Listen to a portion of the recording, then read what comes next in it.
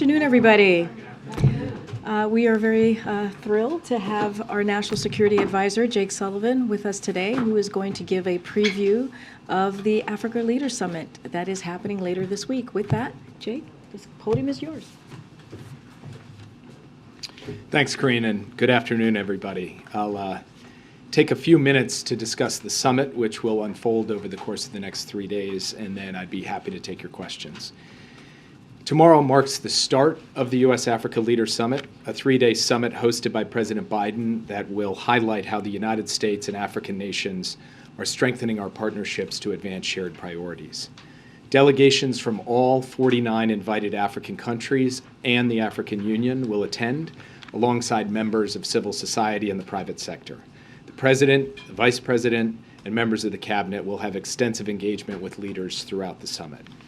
Tomorrow, we'll kick off with a focus on the vital role of civil society and the strength of our African diaspora communities in the United States. It'll feature a range of sessions on topics from trade and investment to health and climate to peace, security, and governance to space cooperation. On Wednesday, the focus will be on increasing two-way trade and investment at the U.S.-Africa Business Forum. CEOs and private sector leadership from over 300 American and African companies will convene with the heads of delegation to catalyze investment in critical sectors, including health, infrastructure, energy, agribusiness, and digital. The President will close the business forum on Wednesday with public remarks. Later in the day, he will host a small group of leaders at the White House for a discussion on upcoming presidential elections in 2023 in Africa and U.S. support for free, fair, and credible polls across the continent. He will then host Wednesday evening all 50 heads of delegation and their spouses for a dinner here at the White House. Thursday is dedicated to high-level discussions among leaders, with President Biden opening the day with a session on partnering on Agenda 2063, the African Union's strategic vision for the continent. A working lunch by Vice President Harris will follow that session, and then the President will close the day with a discussion on food security and food systems resilience, which, as you all know, is a critical issue for our African partners who have been disproportionately impacted by the rise in food and fertilizer prices and disruptions to global supply chains as a result of Russia's war against Ukraine. Throughout the next 3 days, and then beyond the next 3 days, we look forward to leveraging the best of America, a truly unrivaled set of tools across our government, our private sector, and civil society to partner with and support African institutions, African citizens, and African nations to advance our shared goals. The summit, just to take a step back, is rooted in the recognition that Africa is a key geopolitical player. The continent will shape the future not just of the African people, but also the world. President Biden believes that U.S. collaboration with African leaders, as well as with civil society and business leaders and the diaspora, women, youth, is essential to unlocking the potential of this decisive decade. As you know, the President intends to announce U.S. support for the African Union to join the G20 as a permanent member. It's past time for Africa to have permanent seats at the table in international organizations and initiatives, and the President also plans to underscore his commitment to UN Security Council reform, including support for a permanent member from the African continent. Working closely with Congress, the U.S. will commit $55 billion to Africa over the course of the next 3 years, across a wide range of sectors to tackle the core challenges of our time. These commitments build on the United States' long-standing leadership and partnership in development, economic growth, health, and security in Africa over the past 3 decades. You'll be hearing a number of announcements over the coming days, specific deliverables in a number of different areas, new projects and initiatives, new funding streams, but our commitment to Africa extends well beyond all of that too. It's reflected in our decades of meaningful engagement, people-to-people ties, and high-quality investments in our shared future. And really, the spirit of this summit is not what we will do for African nations and peoples, but what we will do with African nations and peoples. And I will say one other thing, in the intensive consultations we've had with African leaders and African civil society and other voices in the run-up to this summit, a key question has been follow-through. Okay, you're going to have the summit. What's going to happen once the summit concludes? To that end, we will have a new special representative for U.S.-Africa Leaders Summit implementation. The State Department plans to appoint Ambassador Johnny Carson for this role. Ambassador Carson is very well known to people across the continent of Africa. He brings a wealth of experience to the position, having dedicated his 37-year career to diplomacy in Africa, and we are looking forward to working with him to ensure that the announcements that get made over the next 3 days are translated into durable actions that last well beyond the summit. A last point, and thank you for your patience. As we approach the new year, I just want to take a moment to reflect on the depth and breadth of President Biden's foreign engagements over 2022. From the Quad Summit in Tokyo, to the historic NATO Summit in Madrid, to consequential G7 and G20 summits at critical geopolitical moments, to hosting in separate summits the leaders of the Americas, the Pacific Islands, ASEAN, and now, of course, the leaders of Africa. This year has marked one of the most high-paced, substantive periods of presidential engagement in foreign policy in recent history, and it's a profound demonstration of the president's approach to the world and a powerful expression of the ways in which a broad and diverse community of nations are working together to solve our shared challenges. With that, I'd be happy to take your questions. April. Jake, a couple of questions. The same topics, trade, health, food security, and national security, have been the topics of presidents from Bill Clinton to George W. Bush to Barack Obama and now. Why are these same issues still on the table after all of these years? And what has been the arc of success, if you can measure it, from the Clinton years when Africa was put on the table and then George W. Bush being considered the president who did the most for Africa? And then also if you can talk about the lack that happened during the last 4 years, not focusing in on Africa. Are you behind in some areas on Africa?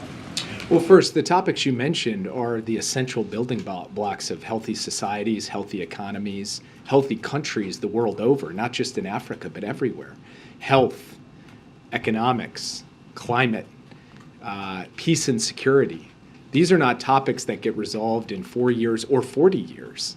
They are the topics upon which durable partnerships get built at a government-to-government level, business-to-business, and people-to-people. So it should come as no surprise that the things that matter most to the people in communities across the continent, and frankly, to people in communities across America, are going to be the top agenda items for the summit. And in each of these areas, we feel that we do have a very strong record to stand on as the United States dealing with Africa, whether it's in health and the remarkable advances we've made against HIV, AIDS, tuberculosis, and malaria, or, as President Biden will talk about, the support that we flowed to Africa during the COVID-19 pandemic and the work we are now doing to help Africa stand up its own capacity to manufacture vaccines and therapeutics going forward. I could walk through each of the other areas, economics and trade, investment, climate, tackling the climate crisis. The president was just at an African COP in Sharm el-Sheikh, Egypt, where he laid out a series of initiatives relating to adaptation in Africa. But I will just say that we didn't set this agenda in a vacuum. We didn't set it for the topics that matter the most to us.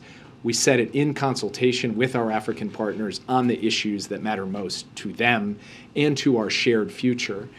And I would say that we're never satisfied with the progress we've made because there's always more work to do.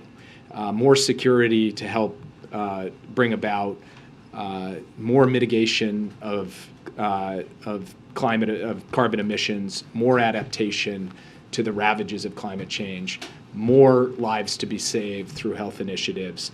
But we feel we do enter the summit with some significant momentum around major investments that we have already made and will continue to make, and with this announcement that over the next 3 years we will be devoting $55 billion to help address these top priorities in very specific, tangible ways in partnership with African nations. So I think by the end of this, what you will see is a genuine energy and a spirit of cooperation that will reflect the fact that the United States has unique assets and capabilities to bring to bear, and we're going to do everything to bring those to bear in this time period. Follow up though, one, what I asked you. Did the United States lose ground with the continent, particularly sub-Saharan Africa, in the past 4 years when Africa was not a focus? Look, anytime an administration chooses not to put as much energy or emphasis into a place, it obviously has some ramifications. But I have to say that since President Biden has come into office, whether it's through the Partnership for Global Infrastructure and Investment, or it's through the work we've done on COVID-19, or it's through the significant announcements that we've made at both of the last two conferences of parties on climate change, we believe that we are not coming into this summit from a standing start. We're coming into this summit with a head of steam around a set of issues that this summit, I think, is going to kick into a higher gear. And that is going to put us in a position not just for us to succeed over the course of next year or the following year, but really over the course of this decisive decade. And I think you will see a certain buoyancy, a certain momentum, a certain enthusiasm emanating from the course of this summit, because this isn't all just emerging out of thin air. It's emerging out of a very hard, very much hard work over the course of the past 2 years. Yeah. Jake, a couple questions about your deputy's engagements in Asia right now. First of all, just with the China meetings that are taking place with the Vice Foreign Minister, was there any discussion about any support that the U.S. can provide to China as they unravel the zero COVID policy around vaccines, around support for their medical system generally? So the topic of COVID-19 and the ways in which all countries, including China, are dealing with this pandemic was on the agenda at these meetings, but I am going to refrain from getting into details of what those discussions entailed because I want to give an opportunity for us to be able to have those conversations in sensitive diplomatic channels, and we'll see what, if anything, comes out of them. Okay, and then one more on that trip. I understand that Laura Rosenberg is also meeting with the Japanese delegation. Was there any discussion about an agreement between the U.S., Japan, and the Netherlands about restricting this chip-making equipment from going to China? I'm going to be your favorite person ever at the podium because I'm going to give a very similar answer, which is that, of course, we have consultations with all of our allies and partners, especially those with a deep interest in the issue of semiconductor technologies, about the logic behind our own tailored restrictions and about what the landscape looks like. We've had those conversations with both Japan and the Netherlands and with other countries as well, and I'm not going to get ahead of any announcements. I will just say that we are very pleased with the candor, the substance, and the intensity of the discussions that are taking place across a broad range of countries who share our concerns and would like to see broad alignment as we go forward. And do you have an agreement in principle with those countries? Again, I'm not going to get ahead of anything. I'm just going to say that it is, of course, the case that a hallmark of the Biden administration has been alignment with allies and partners on every key foreign policy issue we confront. This is a priority for us. Alignment is a priority for us. We're working towards that, and I'll leave any announcements to when they're ripe to be made publicly from this podium or elsewhere. Yeah. Thanks, Jake. There's a meeting today about the next steps in trying to bring Paul Whelan home. Are you part of that meeting? What can you tell us about that meeting? And the State Department said today that the U.S. is going to be creative in finding ways to get Paul Whelan released. What does that mean?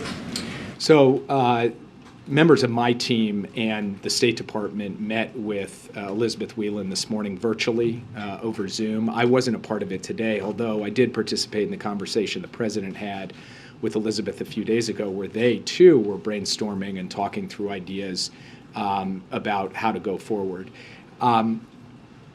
You'll understand that I can't get into the specifics of the kinds of things that we are contemplating to try to ensure that we get Paul home as soon as we can. I will just say that the conversations with Paul Whelan's family have been substantive.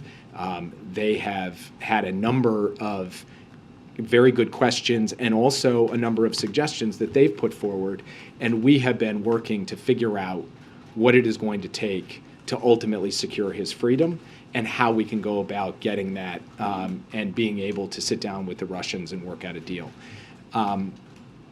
The specifics of that are something that really have to be kept in the sensitive channels, the sensitive conversations we have with the Whelan family, and then the sensitive channels that we have with the Russian government. But we are bound and determined to ensure that we work through a successful method of securing Paul Whelan's release at the earliest possible opportunity. If the U.S. doesn't have a prisoner in custody that Russia would be willing to make a trade for, what else could you do? Is there a policy that the U.S. would be willing to change in order to get Russia to accept some kind of a deal? I can't really answer a question as general as that. I mean, if the implication is, are we going to take a different approach to Ukraine or something like that, the answer is no, we're not going to take a different approach to Ukraine. We believe that there are plays that we can continue to try to run, things that we have had in motion that we are still working on, that could potentially lead to a positive result here.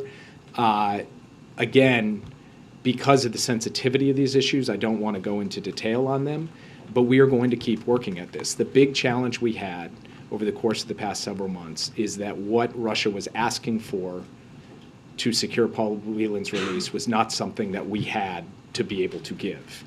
That is a problem we are trying to solve. We have various ways that we are working through solutions, and we will be endeavoring on a daily basis from the president on down to finally develop a formula that works. And that's as far as I can go today, but I will just reinforce that our commitment to this is absolutely rock solid, intense, and this is as high a priority as the president has. Yeah. To follow on that, because the administration has said that this deal to get Griner home was one or none. So if you're saying that what the Russians were asking for Whelan to come home, was there ever a push by the United States for that one to be Whelan, not Griner, in exchange for Victor Bout? As the president said when he announced Brittany Griner's release, for totally illegitimate reasons, the Russians treat Paul Whelan's case differently, and so their demands related to Paul Whelan are different from their demands from other Americans, to include, for example, Trevor Reed, who we were able to secure his release earlier this year, even as Brittany Griner remained in custody in Russia. And similarly, they treat his case differently from Brittany Griner's case. That creates a different challenge for us in terms of what it will take to get Paul Whelan home. But it is a challenge that we believe we are up to. We are going to figure out a way to do it, and that is just going to require us to come up with the right formula, as I said before, to be able to present to the Russian Federation to secure his release. We're determined to figure out how to do that. That is what we were working on. That was the subject and substance of the conversation with Paul Whelan's family today, and that will be the work ahead. And if I can do a follow-up on Griner, can you give us an update on her condition? When do you expect that she might be departing Fort Sam Houston in Texas? And has the president spoken with her or her family since she's gotten back?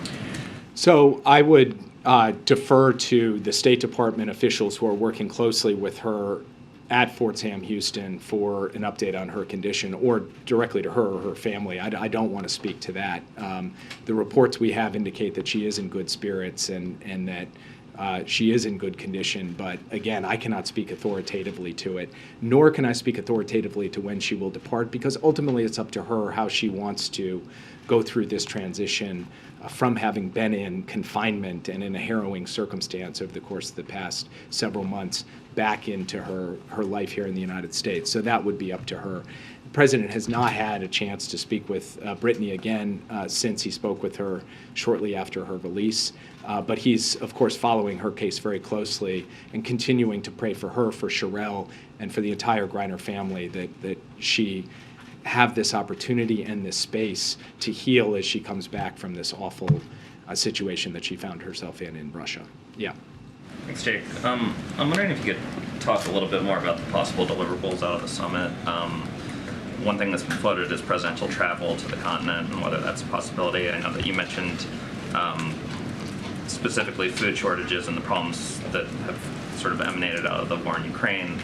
If there's anything specific you can preview on that. And then if not, I know some of it is building up suspense for the actual announcement, but to kind of echo April's question, I think that there is concern that's been voiced by African delegates and leaders that the U.S. kind of swoops in once every 4 or 8 years, does one of these summits, and then exits the stage. And so if you could talk a little bit about how you're trying to reverse those perceptions, and specifically the perception that there's kind of a great power battle between us and China, and one that we're less committed to than maybe the Chinese are. So I've given kind of the very headline number, which is $55 billion over the next 3 years.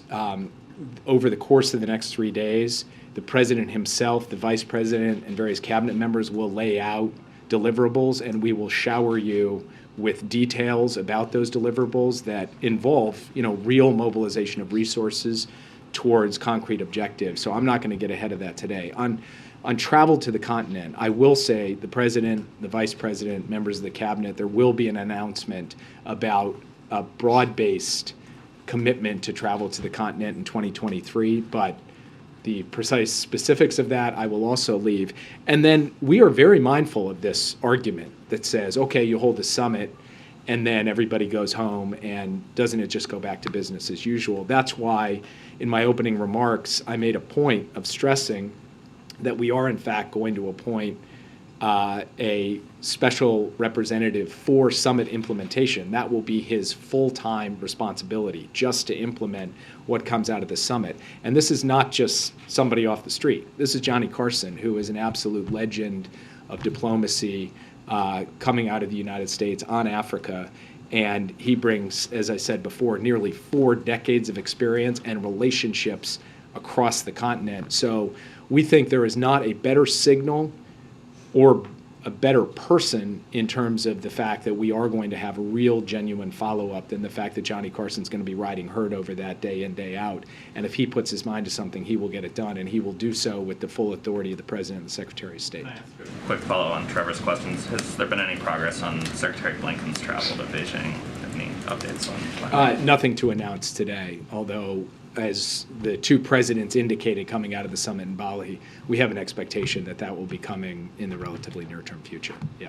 Jake, one question on the summit and one on another topic. On the summit, I wanted to ask about the invite list. Earlier this year for the Summit of the Americas, the administration did not invite countries such as Cuba, Venezuela, and Nicaragua because of concerns about human rights and democracy. But on the invite list this year, or this week for the Africa Summit, you have countries like Ethiopia, Zimbabwe, and Equatorial Guinea, where the administration has also expressed concerns about human rights or democracy issues in those countries. So can you walk us through sort of the discrepancies there? I mean, does the administration have a lower bar for human rights in Africa than countries closer to here? Well, we have a common bar for human rights the world over. The way that we went through the invites for the African Leaders Summit was to do so in close consultation with the African Union. And there are 4 countries that are currently suspended from membership in the African Union. They were not invited. There is 1 country with whom we don't have normal diplomatic relations, Eritrea. They were not invited, and everyone else was invited. And we will, of course, speak to the universal values of human rights, democracy, good governance, anti-corruption over the course of this summit. But that's how we ended up with the invite list for the African Leaders Summit. It was because of the institutional engagement we had with the African Union in designing not just who would be invited to the summit, but what the substance of the agenda would be for the summit. So, for example, the President's first session on Thursday will be on Agenda 2063, the African Union's vision for the continent, not on something the United States is putting forward as its own vision. But nonetheless, you will see a commitment over the course of 3 days to civil society, to lifting up civil society, to lifting up the voices of those who are seeking human rights, good governance, democracy, and so forth. And then, of course, he will have a session on elections in 2023 to speak to the importance of free and fair elections in Africa as part of this. And can you also detail, give any detail about how the Lockerbie suspect was taken into U.S. custody? Well, first, I would just say it is a very good thing. Today is a good day because Massoud will be facing justice for his alleged role in the 1988 Lockerbie bombing.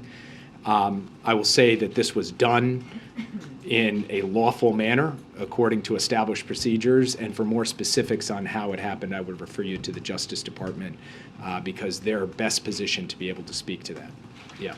Jake, near-term question and longer-term question related to the administration's ability to secure Brittany Griner's return home.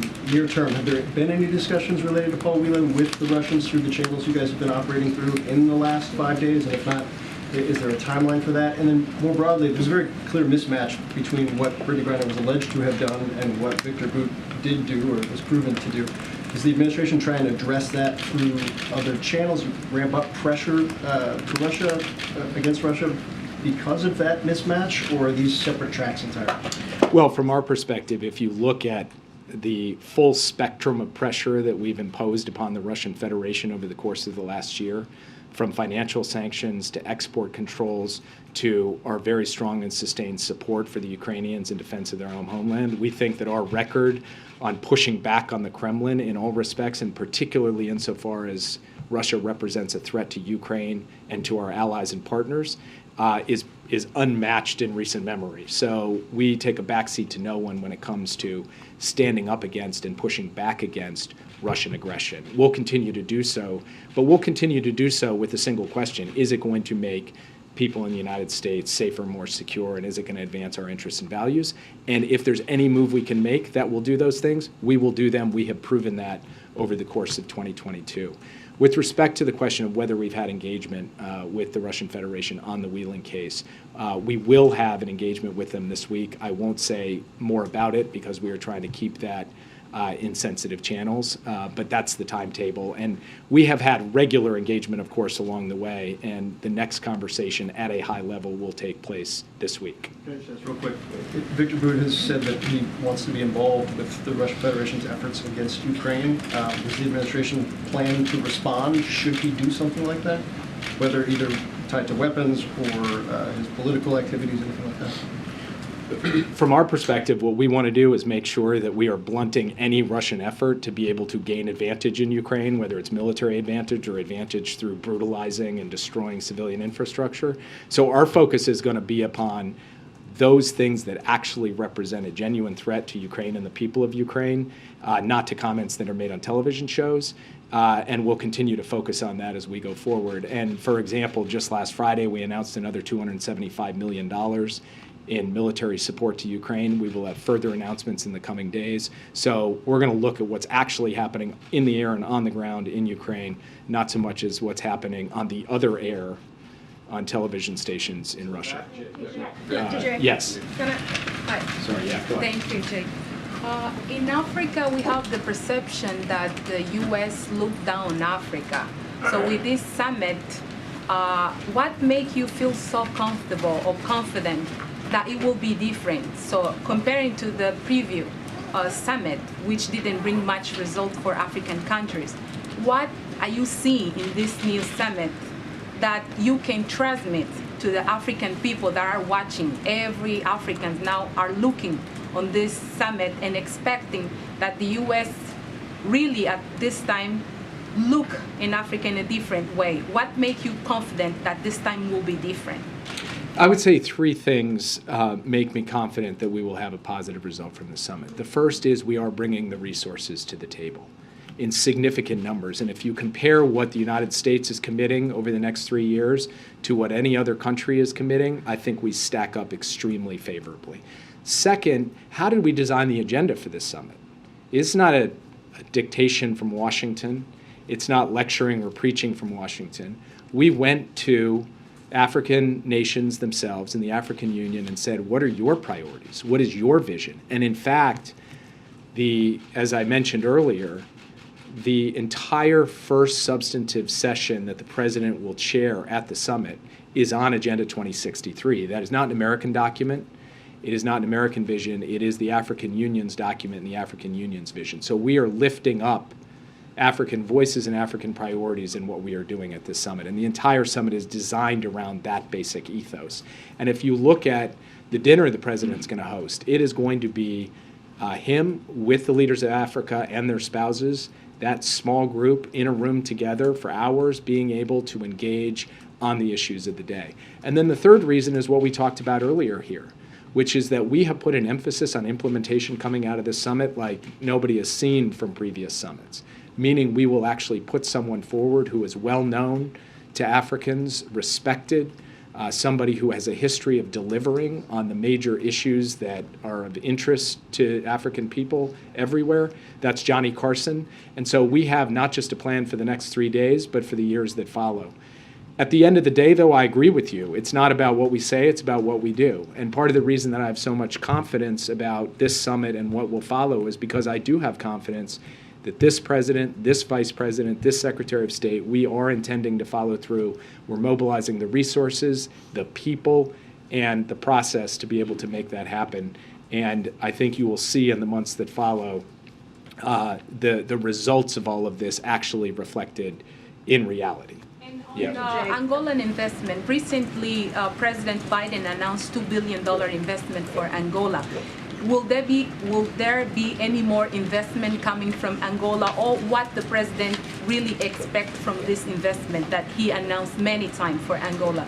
So he really expects that you will see a major deployment of solar power in Angola. That was a significant project that was facilitated by funding and mechanisms from the United States government. So he's looking forward to seeing that actually come to fruition. At the summit, he will have a series of other announcements that benefit a wide range of countries in Africa, some of which also will come to the benefit of Angola. I will leave those to the specific sessions in which each of these announcements will be laid out, but you will see projects in health, in climate, in trade, in investment, in infrastructure, and in many other areas, including security cooperation, that range from every significant region of Africa benefiting from different parts of what the president and his team will lay out over the next few days. Equatorial Guinea, Jake, will finally the U.S. say something about the more than $19 million that the Equatorial Guinea paid to the U.S. government for vaccines, but those vaccines were never sent to Equatorial Guinea? Will this time the U.S. government say something about this money that is already in the U.S. government, but they never sent the vaccines to Equatorial Guinea, and the people still waiting for those vaccines? We will have the opportunity to speak with the delegation from Equatorial Guinea about any misunderstandings or misconceptions that may lie at the heart of your question. Yes. Thank you so much, Jake. Thanks for talking about Africa with us. First of all, as you know, a lot of African countries have held the line against condemning Russia. Has the U.S. communicated any possible consequences of maintaining that stance? Does any of that $55 billion play into that? What are the consequences if they continue to not choose a side in this? Look, we're not putting a gun to anyone's head. We believe that the war in Ukraine is a matter of principle, and it's not an American principle. It's a principle we all signed up to in the United Nations Charter. It's a principle of sovereignty and territorial integrity. So we will make the case with passion and persistence to every country in the world that they should speak out against these flagrant violations of the UN Charter.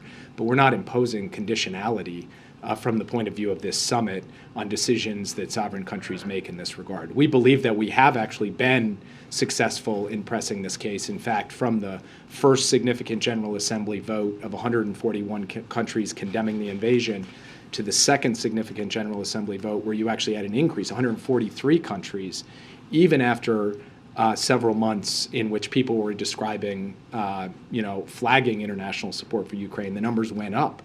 And we think that that is because countries recognize there are deeper principles at stake. That's how we're approaching this. We're not approaching this from the point of view of coercing other countries. That's not how the United States is going to operate with respect to countries in Africa. It's not how we have operated. And then yes. Elections, Jake, you mentioned the 2023 elections in Africa. Can you just highlight the ones that you're concerned about and how the U.S. is going to work with these countries? I'm thinking of Congo, Sudan, and South Sudan that are having big ones next year. So, what are you going to do to make space for them to have these elections? I want to be clear that having a meeting about elections in 2023 is not about us raising the alarm bell or claiming, we've got concerns and then solutions. It's rather to say, there are important elections coming up. We would like to do everything we can to support those elections being free, fair, and credible.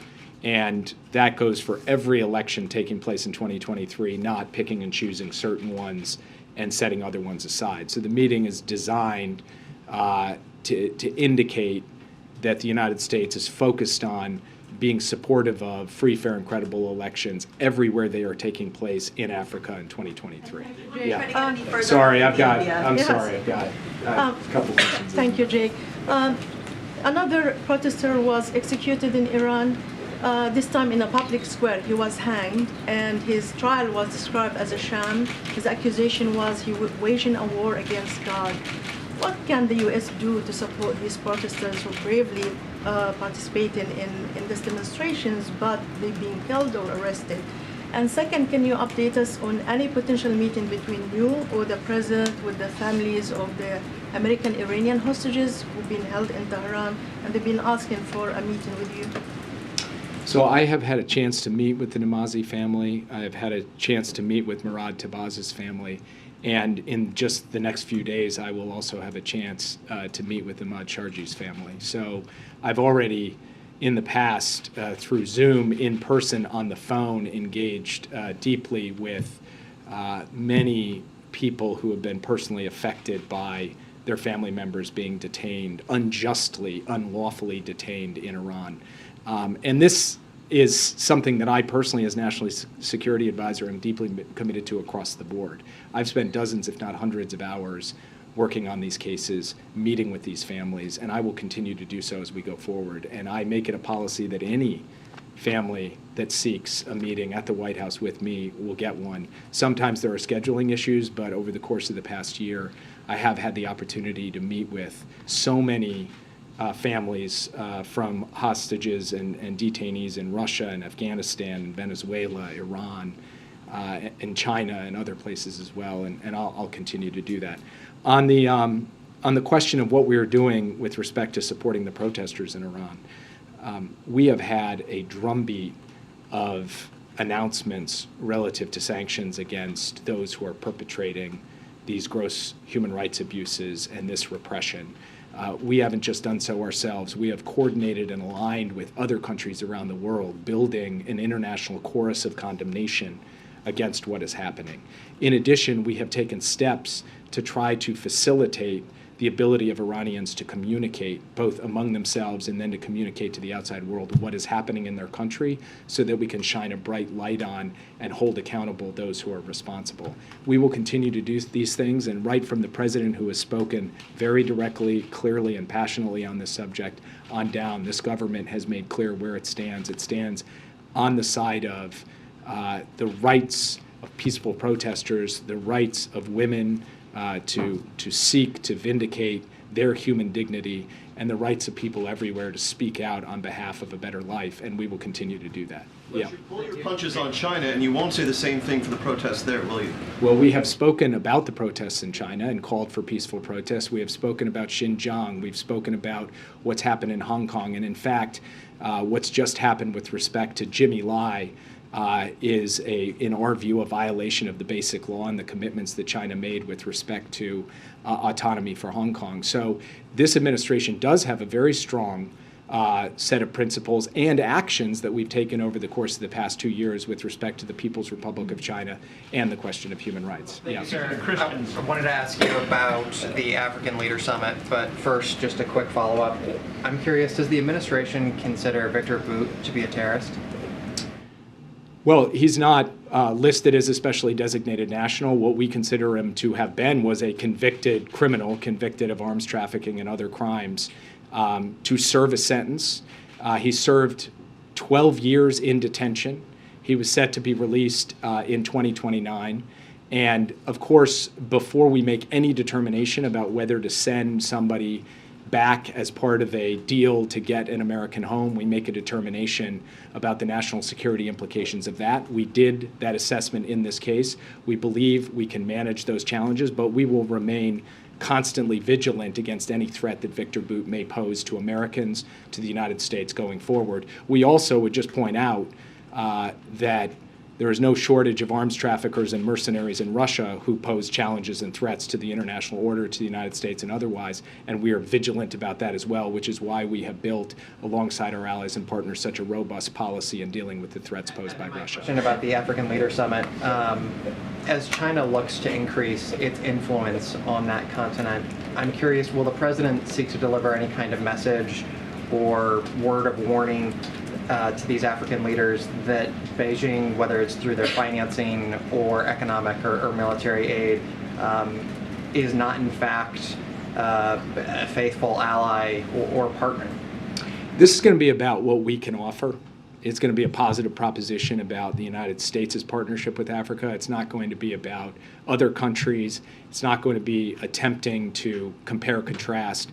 It's rather going to be about the affirmative agenda that the United States has to bring to bear with Africa. Yeah. Thank you, Jay.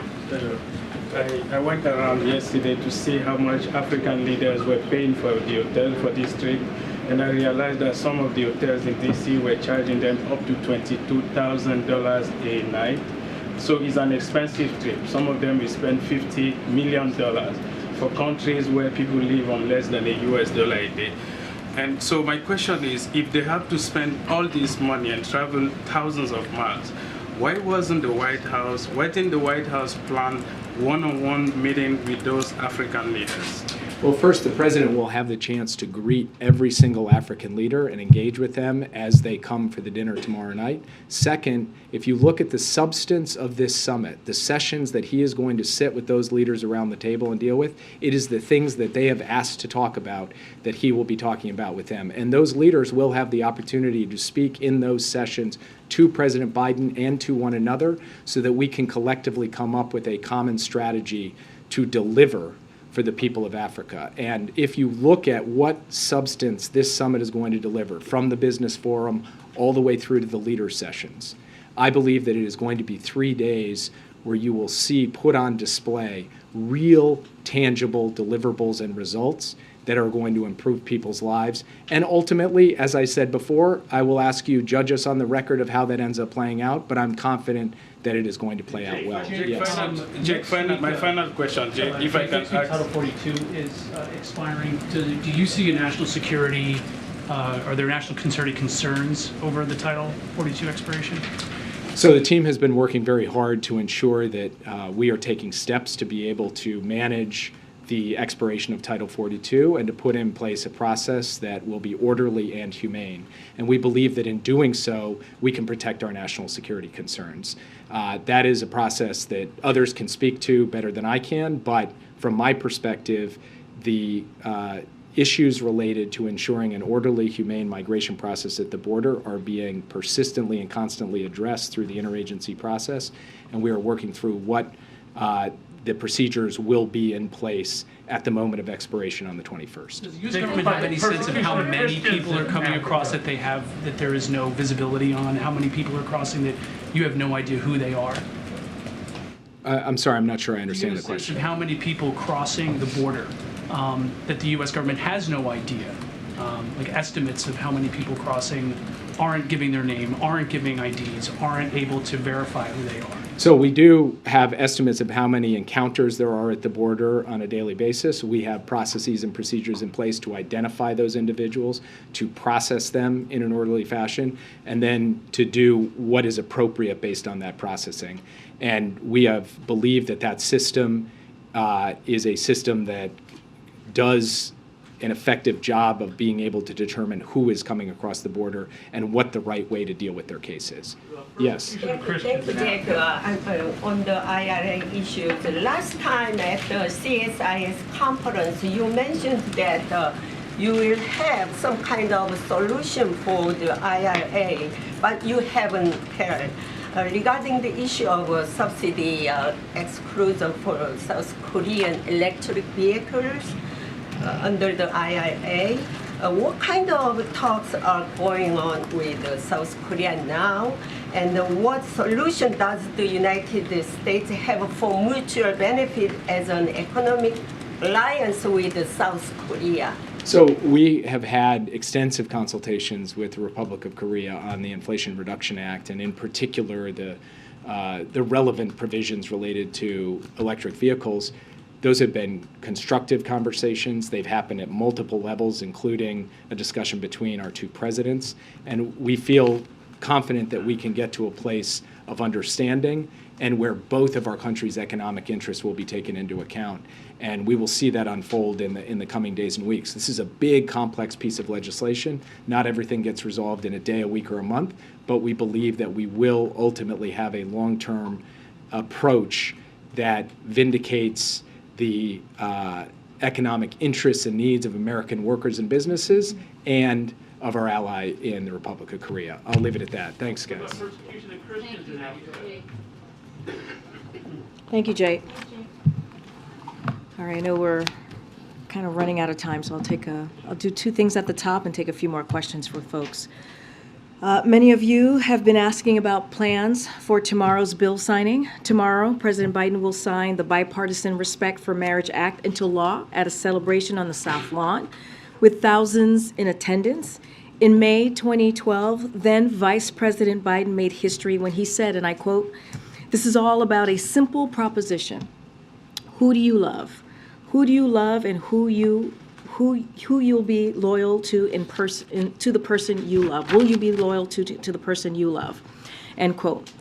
The Respect for Marriage Act helps ensure that proposition is fully realized in the United States. It will give peace of mind to millions of LGBTQI+ and interracial couples who will finally be guaranteed the rights and protections to which they and their children are entitled to.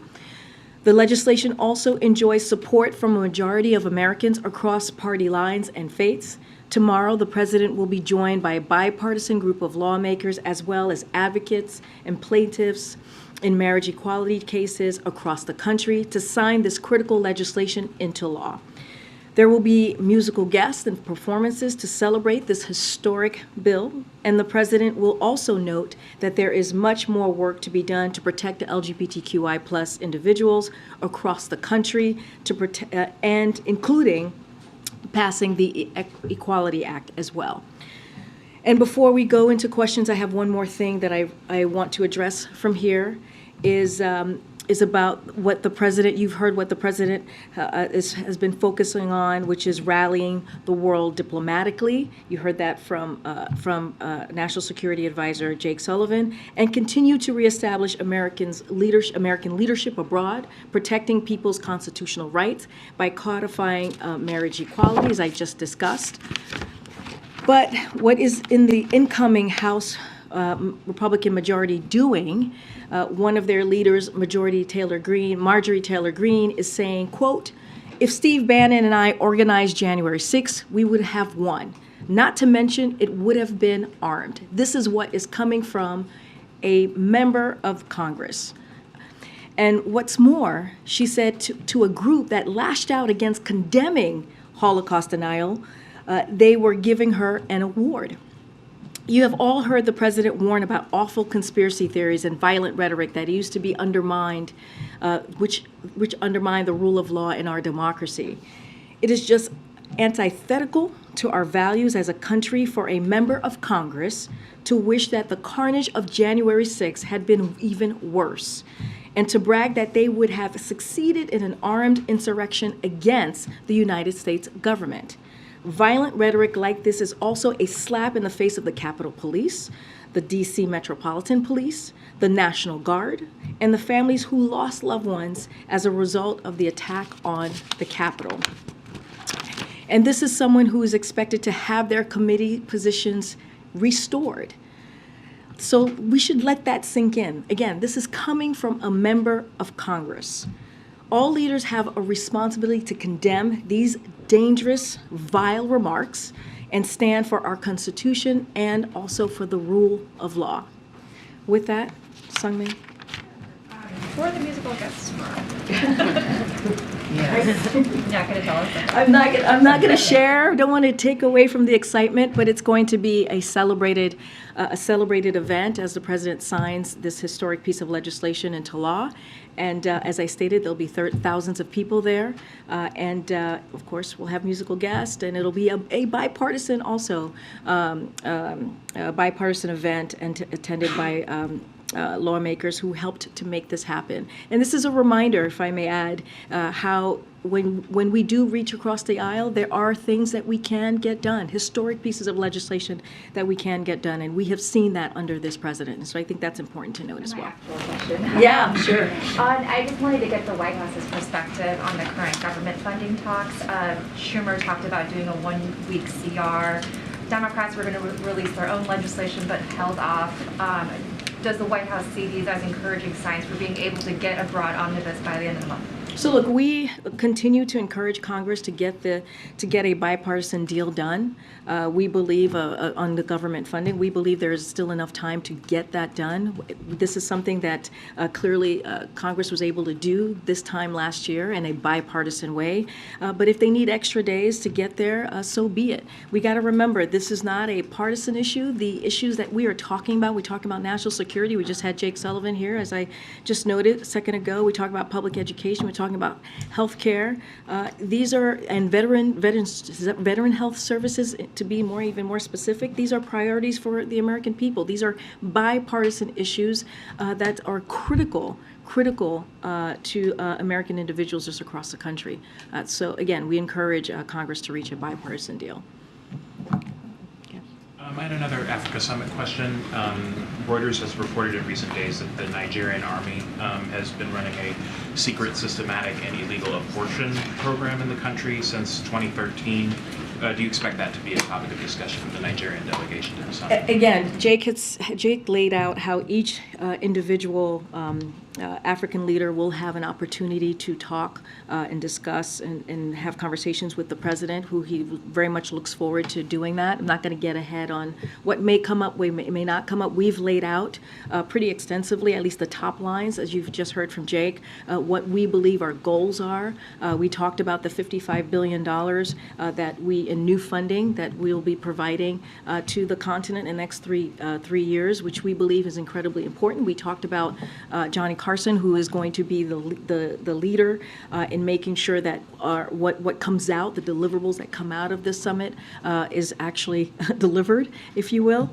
And so, look, we are committed to this. Not going to get ahead of that particular conversation, but certainly that's something that we're monitoring. Jake had mentioned a little bit about the discussion on trying to free Paul Whelan. Is this administration drawing a line in trading any type of sanctions relief to secure Paul Whelan's release when it comes to Ukraine? Yeah, look, when it comes to Ukraine, and Jake said this, when it comes to Ukraine, we are pretty, we've been, pretty emphatic about this, pretty steadfast, that we are going to, as a matter of the right thing to do, as a matter of protecting a country's democracy and lifting up and making sure that the people of Ukraine have what they need to fight for their freedom, fight for their sovereignty. This is something that we've been doing clearly with our allies and partners. That won't change, and Jake kind of laid that out, I think, pretty clearly. As it relates to what we're discussing, what is being negotiated, when it as it relates to Paul Whelan and getting him home, I'm not going to get into negotiations from here. I'm not going to get into specifics, as Jake laid out as well. Look, we are committed to getting Americans who were being wrongfully detained and held hostage abroad home. That is a promise that this president has made. We have seen that across the almost 2 years of his presidency, with Brittany Griner, with Trevor Reed just in April. And so we're going to continue that and have those conversations, but in private, certainly not going to lay them out from here. To ask about the attack on the substation in North Carolina and whether the White House believes that the federal government should regulate substation security. I'm sorry, I'm having a hard time hearing you. Sure, let me take my mask off. I said I wanted to ask about the substation attack in North Carolina and whether the White House believes that the federal government should regulate security at substations instead of leaving it up to states and the individual utility companies. So look, I'm not going to, I know the Department of Energy is looking into this, the Department of Justice is looking into this. There is they're reviewing this process. I'm not going to get ahead of that. I would certainly refer you to those two agencies, but just not going to get ahead as they're reviewing that process. Okay. What's the president's thinking right now about the National Defense Authorization Act and the vaccine requirement? And clearly his position on vaccines is well known, and there's a long history of signing and passing the NDAA. Where's he at with that? So look, we've been very clear about what we saw happen with the vaccine mandate basically being removed or from the NDAA. We thought it was a mistake. We think that Republicans in Congress have decided that they'd rather fight against the health and well-being of our troops than protecting them. And again, it was a mistake. As it relates to the NDAA, we're not going to get ahead. The Senate is going to take this up, so we're not going to get ahead of the Senate process. But I've said this before. Look, when in the past, every year when the NDA comes up, there are some provisions we support, some that we do not. The president will judge the bill in its entirety, so not going to get ahead of what the president's action is going to be. But we've been very clear about how we see the vaccine mandate. Can I ask you two just check-ins on a couple of big policy issues? One is on Friday, the administration issued a fairly strong rebuke of a WTO decision that essentially said the steel and aluminum tariffs in place violated international rules. I just want to make sure I understand where the administration stands on steel and aluminum tariffs. And does it mean that essentially you all intend for those tariffs to remain in place indefinitely? So I saw that reporting, and so what we say from here.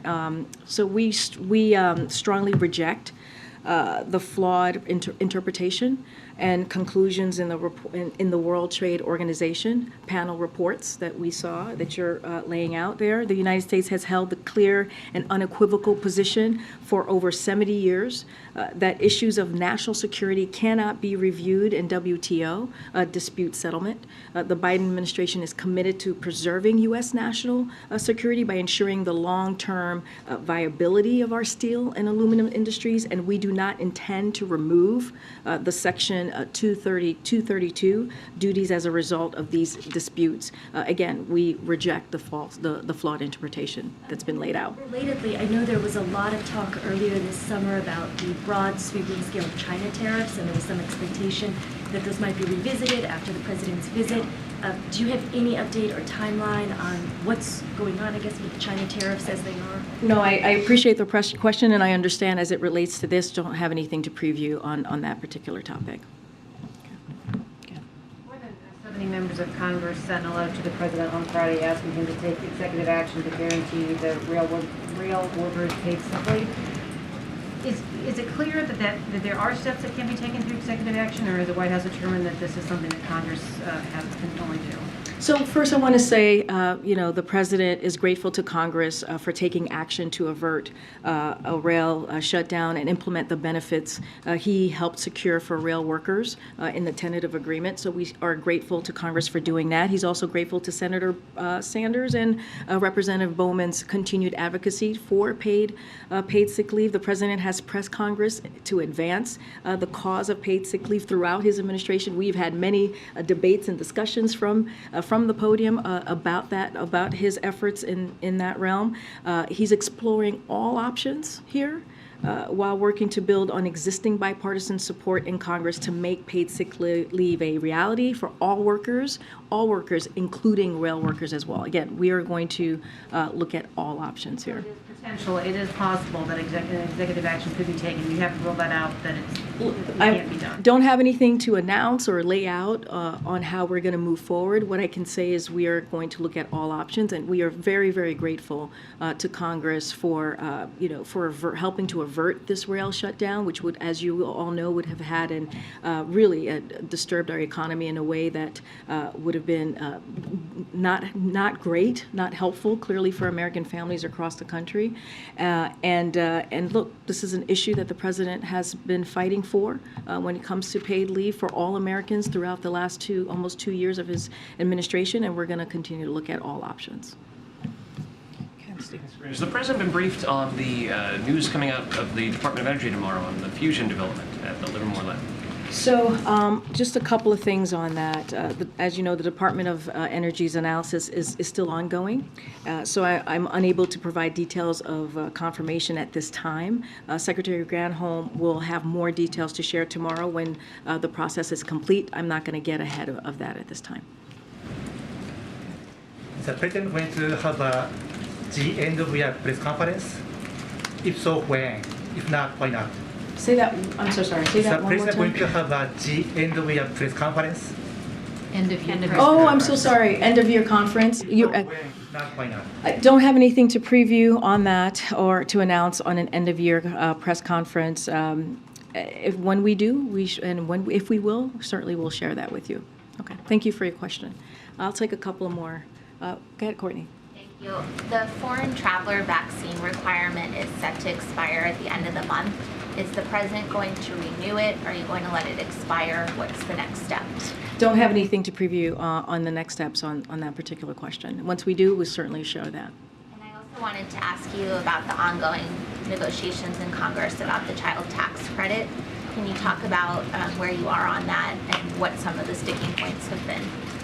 So as I said over a month ago, I believe from the podium, our position is simple. If Congress is going to extend tax cuts and tax breaks for business in the lame duck, they must include tax relief for working families. That's the way we see this process moving forward. Some sort of tax credit for children is the most direct way to do that. And as I have noted before, there are several proposals from both Democrats and also Republicans to provide such relief. It is not clear to us if Congress has an interest in pushing a tax bill in the remaining 2 weeks. Our point is simple: no tax breaks for businesses without tax relief for working families and children, and that's where we're going to continue to be on this. And if I can follow up with one more, do you feel that, I know that some of the conversation has been around limits for the child tax credit on who qualifies based on income. Do you feel that the IRS or Treasury would be prepared to administer such a tax credit given all the different demands that they have and now adding on more restrictions as opposed to it was much more broad earlier? So I'm not going to get ahead of what the process might look like. What I can say, definitively of how we see this process moving forward, at least in Congress. Again, we are, we're not clear if this is going to happen, but we've pretty much laid out our belief or how we see this moving, which is no tax breaks for businesses without tax relief for working families and children. I'm just not going to get ahead of what can potentially, how this process is going to work through the federal government if and when this were to happen. Go ahead, Alex, in the back. Thank you, Karine. As you know, Elon Musk launched a series of attacks on Dr. Anthony Fauci over the weekend, calling for his prosecution, and then he shared some other memes about him and suggested he's lying about the origins of the coronavirus. What's your response? First of all, specifically to the attacks on Dr. Fauci, and second, how is your view of Twitter as a sort of public forum and a forum for yourself and for the president and many other officials here? How are those views evolving?